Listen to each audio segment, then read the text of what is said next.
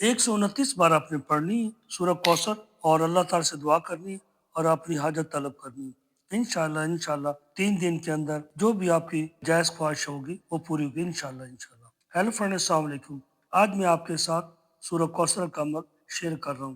یہ عمل میں نے کئی بار کیا ہے اور اس میں کامیابی ملی ہے اور یہ تجربہ شدہ ہے، اور تجربہ کیا کہنے، یہ پکا عمل ہے، یعنی میں نے اس کا کئی بار یہ عمل کیا ہے تو 100% اس کا رزلٹ نکلا ہے، اور یہ آپ کو آج میں اپنے چینل کے توسل آپ کو دے رہا ہوں، تو آپ میرے چینل کو لائک اینڈ سبسکرائب کر دیجیے گا، اور میری طرف سے اجازت ہے، آپ یہ عمل کریں، انشاءاللہ کامیاب ہوگی۔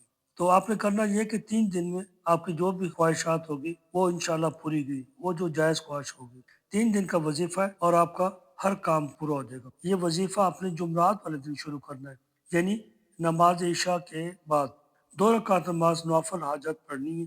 اس کے بعد آپ نے 11 مرتبہ درود شریف پڑھنا ہے، اور جو آپ کی نیت ہوگی اس کو ذہن میں رکھنا ہے، یعنی کہ اصل میں نیت ہوتی ہے آدمی کی، وہ اس کو آپ نے ذہن میں رکھنا ہے کہ پروردگار یہ میرا کام ہو جائے۔ بس عشاء کی نماز پڑھنے کے بعد وہیں جا نماز سے بیٹھنا، اٹھنا نہیں ہے، تو اٹھنا نہیں ہے آپ نے، اور کسی سے بات بھی نہیں کرنی، اور 129 بار آپ نے سورہ کوثر پڑھنا ہے۔ پڑھنے کے بعد جب ختم ہو جائے، یعنی درود شریف کے بعد پڑھنا ہے، درود شریف پڑھنے کے بعد 129 بار اور سورہ کوثر پڑھنے کے بعد اللہ تعالیٰ سے دعا کرنی ہے جو آپ کو حاجت کی چیز کی طلب ہے، اور اس کے بعد آپ نے 11 مرتبہ درود شریف پڑھنا ہے۔